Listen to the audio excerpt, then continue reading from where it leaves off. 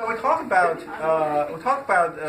stats numbers, right? We're starting with counting number and whole number and integer and rational numbers, real numbers, then complex numbers. Okay, and the calculus is solved actually, and we'll talk about the Cartesian plane. Yeah. And with Cartesian plane, then we have a way to express it. We have a way to describe something happens, right? It doesn't matter if it's a fly or a bee or a spacecraft. We'll be able to describe it. But also, in order to describe it, we have to use something called functions, which allow us to do that. And so, what is a function? Can you see that in your own word? What is a function?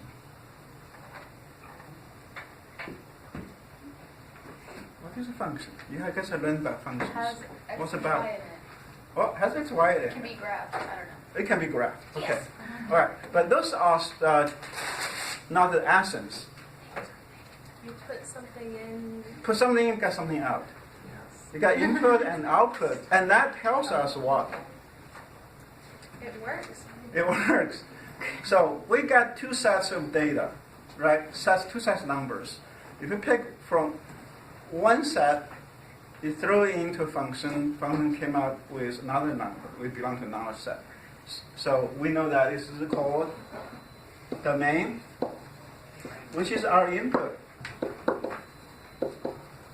And we have range, which is our output. So the input can only take values in this domain. Output can only take values in this domain. Okay, so we have domain, input, output, and what we're talking about. What's between these two sets of data is Function. Well, that's a function, but you got to have another word to describe the function. It's starting with R.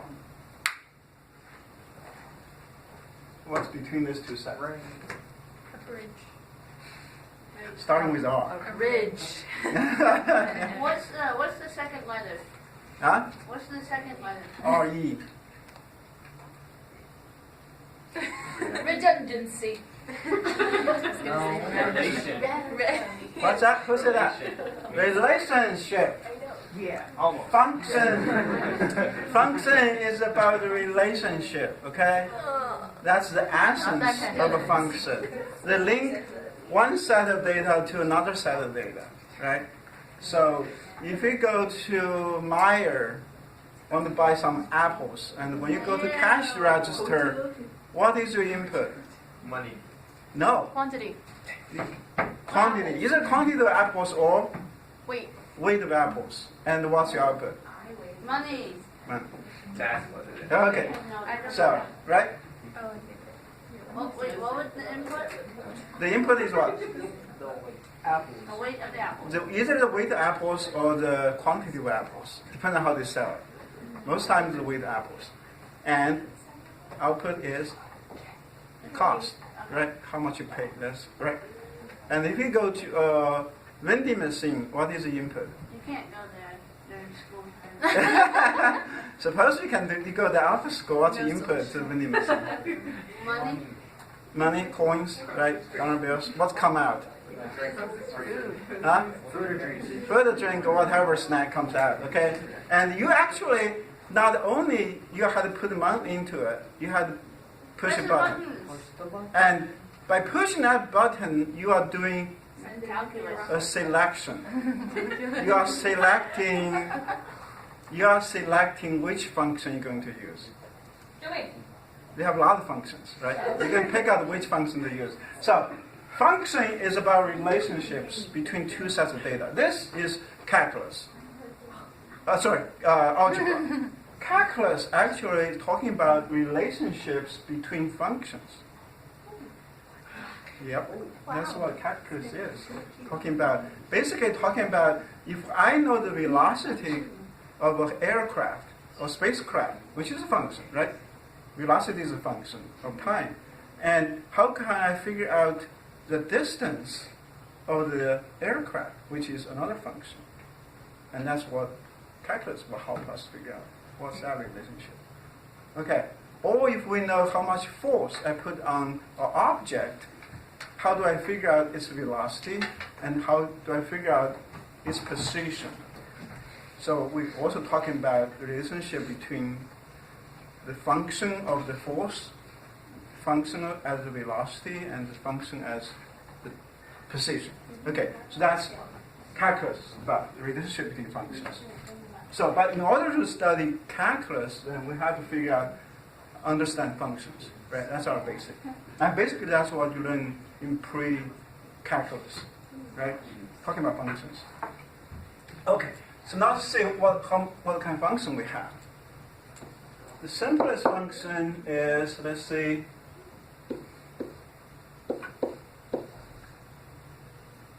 that is called what function? Linear.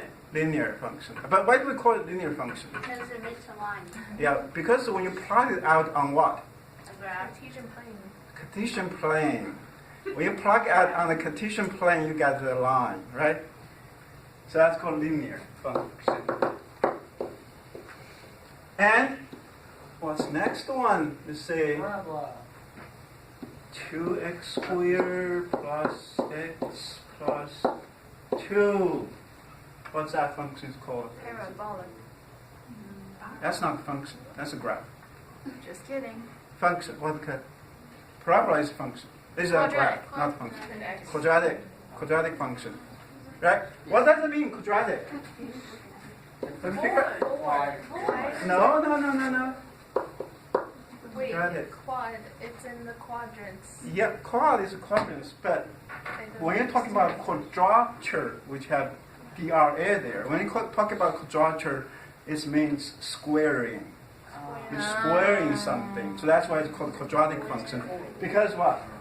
We add one more term to it, right? Right? Right. We add a squaring term.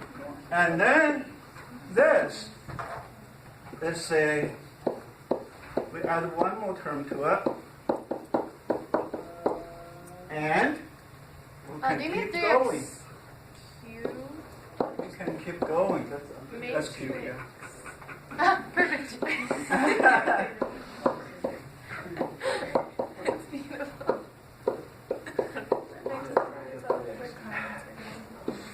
Oh yeah, it's on Facebook. Yeah, you can go listen to it. Hi Facebook. Hi Facebook. I love you. Oh wait, it's on YouTube and then Facebook. YouTube. Hi YouTube. Okay. So, this actually we can keep going, right? Yes. Right. And what do we call those functions? Who said, Oh, Jenna just who said polynomial? Good job. Okay.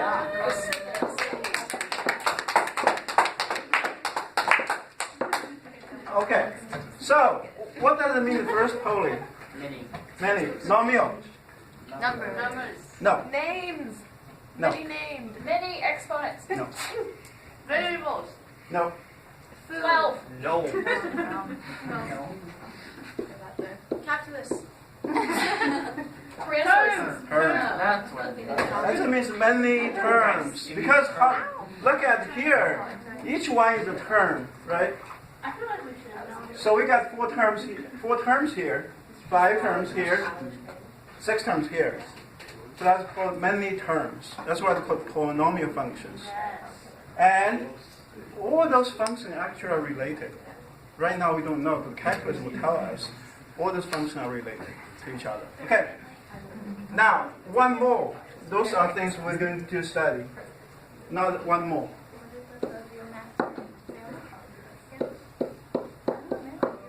Is a group of related functions called a family of functions? Yeah, they are related, but in different kind of relation. You call them a family? Yeah, it depends on what's the relation. Sometimes they actually the same type of functions. You can group them as families. Aw. Yeah. Like say all the linear functions, you can group them as functions. That's a linear family. Yeah. That's That's cute. fine. Aw. Okay.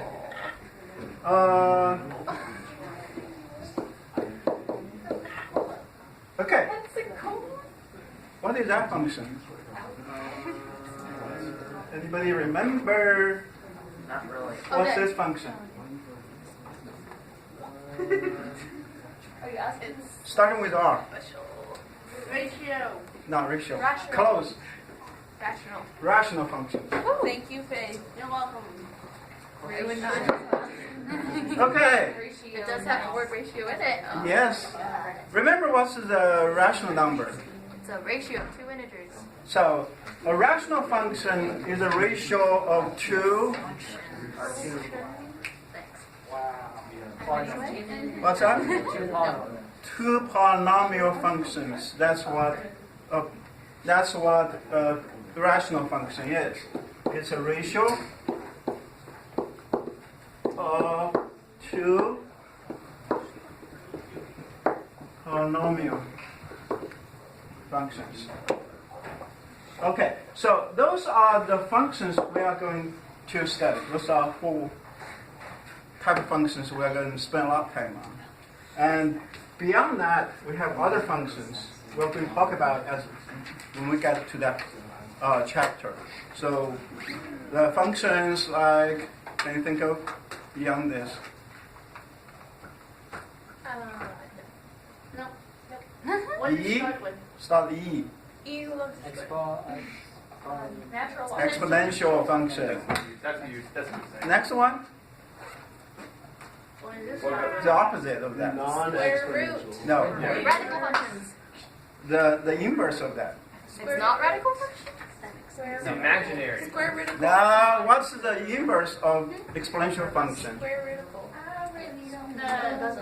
Starting with L. Linear. Logical No. logarithms. Logarithmic function. You got it. This guy got it.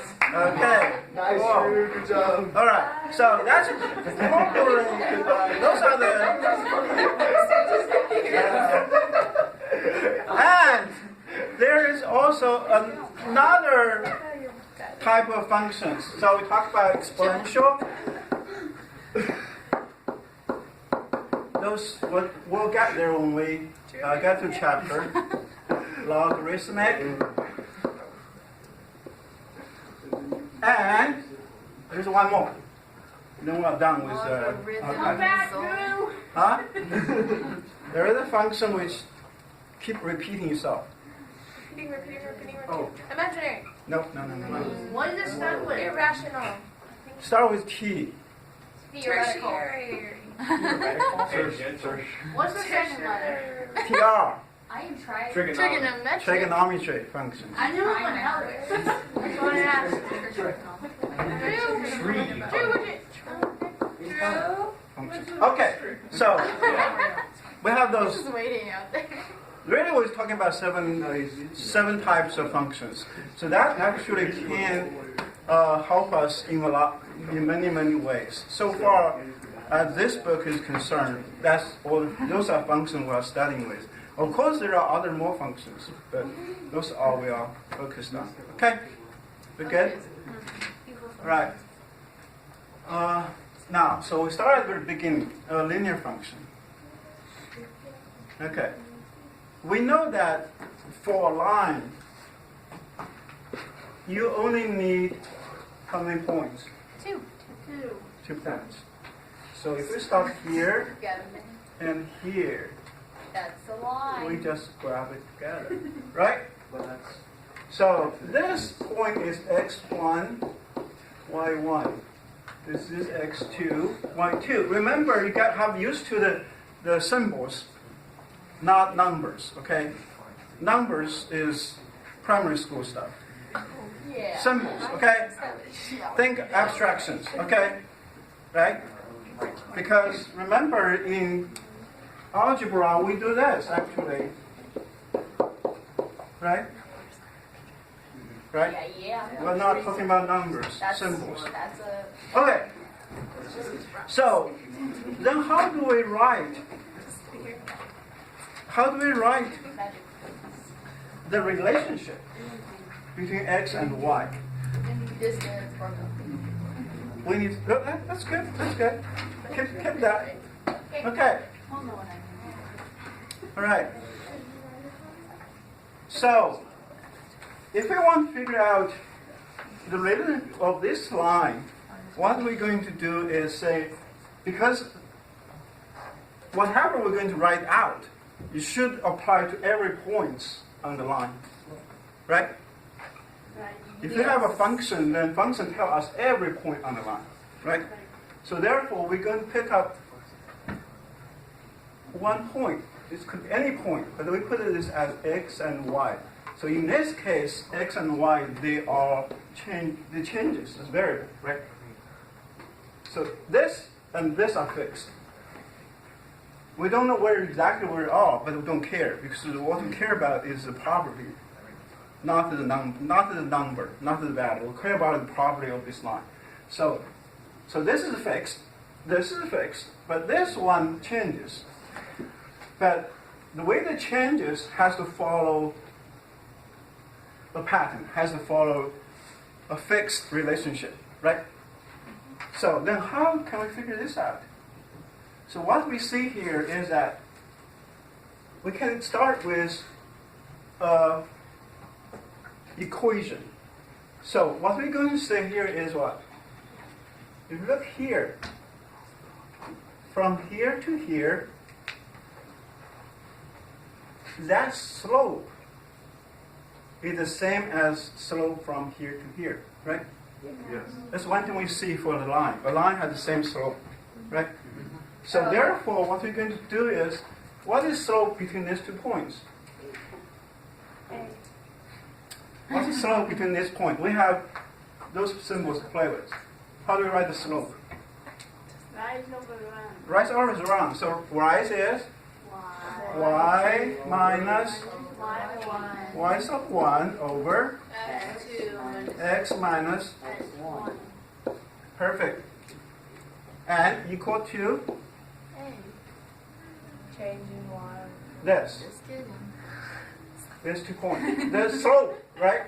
Same slope. So therefore has to equal to what? X squared. Except for Y squared minus y1. Y sub 2 minus x sub 2 minus x sub 1, right? I accidentally said Okay. So this part, we call this as what? Our slope formula. Oh, yeah. Right? This part we call m equal to y. Right or wrong? Right? Remember, that's our slope formula. Now we came up with this formula. Remember, we're not talking about memorization. We're talking about skills. That means we should be able to derive formulas on our own. We shouldn't be just remember the formula people gave to us. We'll be able to derive it. We'll be able to write it. So now we write the first formula. Yes? How did we derive that though? Because we just remember. Now, we derive from the fact the slope from here to here is the same from here to here. But we never really proved that. This is a property of the line. Then how did we derive it? How did we derive the equation? We derive from here. Okay. I could see Okay. if we set n equal to y minus y1 over x minus x1, I could do that, but we set that equal because we recalled in our brains, yes, that's the slope formula, I wrote it down. How's that derived? No, I know that slope is rise over run, so we find the slope of the 2 points there, that line, and then we know because it's a line, the slope is the same all the way across the line. So much. Okay. Just give me one. Yeah. Give me 1 minute there. Okay. Okay. Yeah. That is the slope. Right. So, We know the slope is rise over run. yeah. Slope is defined as rise over run. So therefore, we came up with this formula. We know that. So even if we don't know this formula, we can come up with this formula based on the fact the definition of slope is rise over run. Right? Yeah. So even if we don't know this formula, we can come up with this. even if you don't remember what that is, you should be able to come up with based on this property. The slope is rise over run. My problem is that our reasoning from going from there to there was, oh, that looks like the slope formula. And No. we know that it's the slope because we already said it. We just say like, Yeah, we don't not necessarily we know the slope formula. What we do know is this. What we do know is a definition of the slope. then why did we have to set it equal to that? What's that? Then why did we have to set it equal to that? To this one? We'll do that later on. Oh, so that's not really. We're not into that. Okay, that makes sense. We came up Just with skip a whole bunch of math and I we came up with this. We came up with this. Okay. We came up with first. We came up with this formula, the slope formula. Okay. Then next one, that's where we are going to have the function is y minus y sub 1 over xo minus sub 1 is a slope, right? So therefore, y minus y sub 1 equals to n times x minus, right? What's that formula? The point slope. The point slope. Oh, yeah, point slope. So we came up that. Never use it. Man. Okay, so we now came up with our first formula. We came up with also this function. Then we're going to see the other forms, okay? Okay? All right. Helpful to learn.